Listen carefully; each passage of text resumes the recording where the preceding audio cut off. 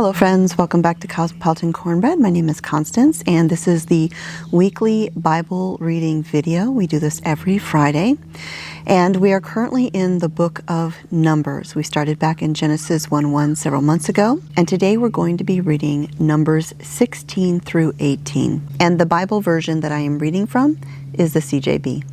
Let's start with prayer. Blessed are you, Lord our God, King of the universe, who gives the Torah of truth and the good news of salvation to your people Israel and to all people through your Son, Yeshua the Messiah, Jesus the Christ. Amen. Numbers 16.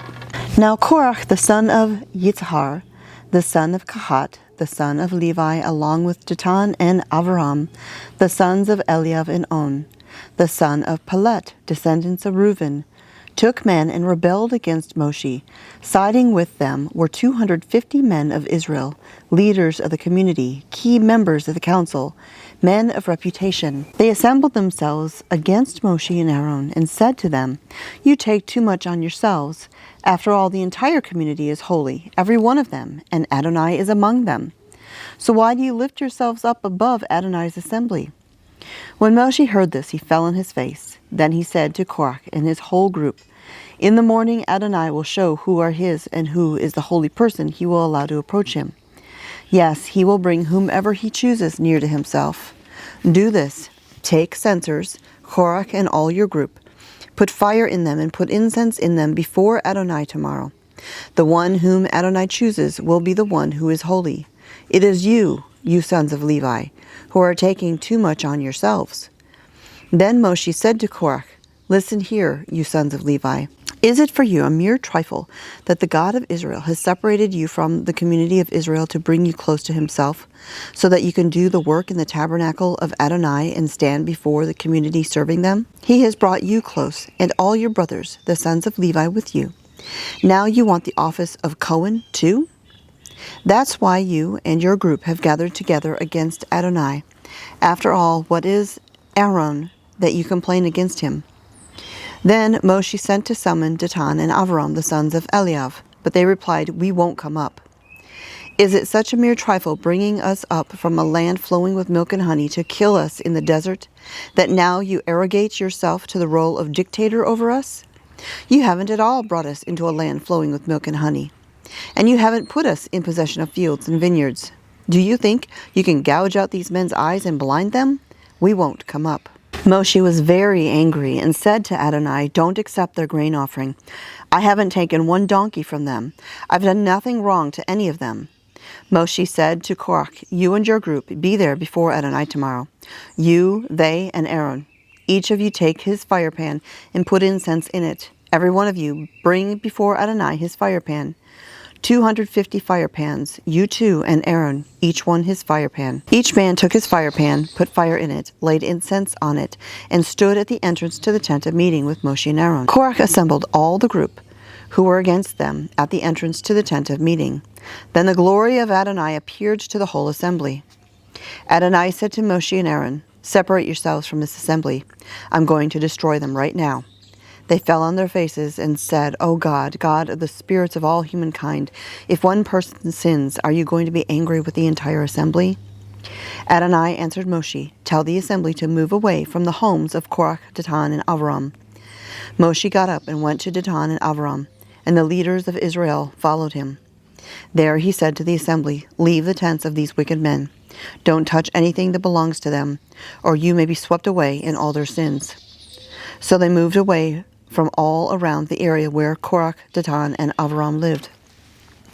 Then Datan and Aviram came out and stood at the entrance to their tents with their wives, sons, and little ones. Moshe said, "Here is how you will know that Adonai has sent me to do all these things and that I haven't done them out of my own ambition. If these men die a natural death like other people, only sharing the fate common to all humanity, then Adonai has not sent me. But if Adonai does something new, if the ground opens up and swallows them with everything they own, and they go down alive to Sheol, then you will understand that these men have had contempt for Adonai." The moment he finished speaking, the ground under them split apart. The earth opened its mouth and swallowed them up with their households, all the people who had sided with Korach and everything they owned. So they and everything they owned went down alive into Sheol. The earth closed over them, and their existence in the community ceased. All Israel around them fled at their shrieks, shouting, "The earth might swallow us too." Then fire came out from ADONAI and destroyed the 250 men who had offered the incense. Chapter 17. ADONAI said to Moshe, "Tell Eleazar, the son of Aaron the Cohen, to remove the fire." Chapter 17. ADONAI said to Moshe, "Tell Eleazar, the son of Aaron the Cohen, to remove the fire pans from the fire and scatter the smoldering coals at a distance, because they have become holy. Also the fire pans of these men whose sin cost them their lives have become holy because they were offered before ADONAI. Therefore have them hammered into plates to cover the altar. This will be a sign for the people of Israel." Eleazar the Cohen took the brass fire pans which the men who had been burned to death had offered, and they hammered them into a covering for the altar, to remind the people of Israel that an ordinary person not descended from Aaron is not to approach and burn incense before ADONAI, if he wants to avoid the fate of Korach and his group, as ADONAI had said to him through Moshe. But the very next day, the whole community of the people of Israel complained against Moshe and Aaron. "You have killed ADONAI's people." However, as the community was assembling against Moshe and Aaron, they looked in the direction of the tent of meeting, and saw the cloud cover it, and the glory of ADONAI appear. Moshe and Aaron came to the front of the tent of meeting. ADONAI said to Moshe, "Get away from this assembly, and I will destroy them at once." But they fell on their faces. Moshe said to Aaron, "Take your fire pan, put fire from the altar in it, and lay incense on it, and hurry with it to the assembly to make atonement for them, because anger has gone out from ADONAI, and the plague has already begun." Aaron took it, as Moshe had said, and ran into the middle of the assembly. There the plague had already begun among the people, but he added the incense and made atonement for the people. He stood between the dead and the living, and the plague was stopped. Those dying from the plague numbered to 14,700, besides those who died in the Korach incident. Aaron returned to Moshe at the entrance to the tent of meeting, and the plague was stopped. ADONAI said to Moshe, "Speak to the people of Israel, and take from them staffs, one for each ancestral tribe, from each leader of a tribe, 12 staffs. Write each man's name on his staff, and write Aaron's name on the staff of Levi, for each tribe's leader is to have one staff. Put them in the tent of meeting in front of the testimony where I meet with you. The staff of the man I'm going to choose will sprout buds. In this way I will put a stop to the complaints the people of Israel keep making against you." Moshe spoke to the people of Israel, and all their leaders gave him staffs, one for each leader according to their ancestral tribes, 12 staffs. Aaron's staff was among their staffs. Moshe put the staffs before ADONAI in the tent of the testimony.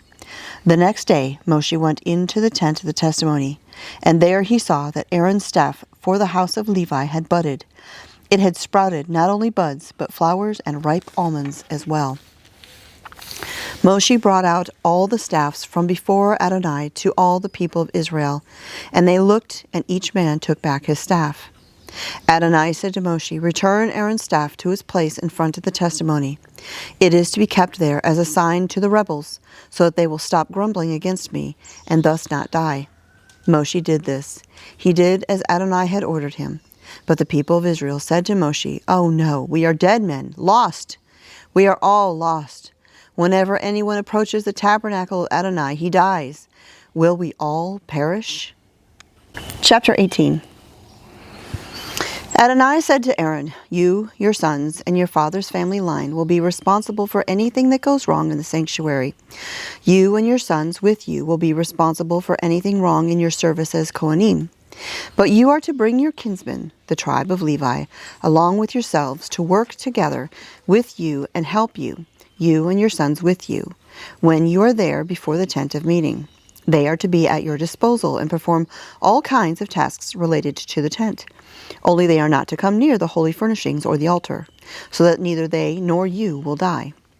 They will work together with you in your duties related to the tent of meeting, whatever the service in that tent may be. But an unauthorized person is not to come near you. You will take charge of all the holy things and the altar, so that there will no longer be anger against the people of Israel. I myself have taken your kinsmen, the Levim, from among the people of Israel. They have been given as a gift to Adonai for you, so that you can perform the service in the tent of meeting.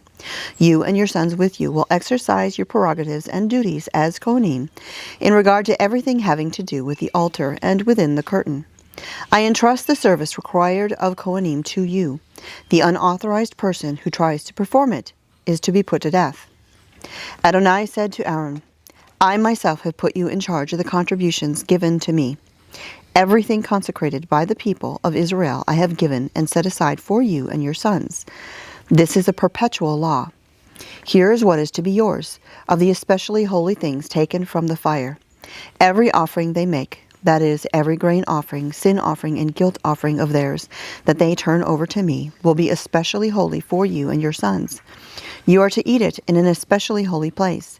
Every male may eat it. It will be set apart for you. Also yours is the contribution the people of Israel give in the form of wave offerings. I have given these to you, your sons, and your daughters with you. This is a perpetual law. Everyone in your family who is clean may eat it. All the best of the olive oil, wine, and grain, the first portion of what they give to Adonai I have given to you. The first produce to turn ripe of all that is in their land which they bring to Adonai is to be yours.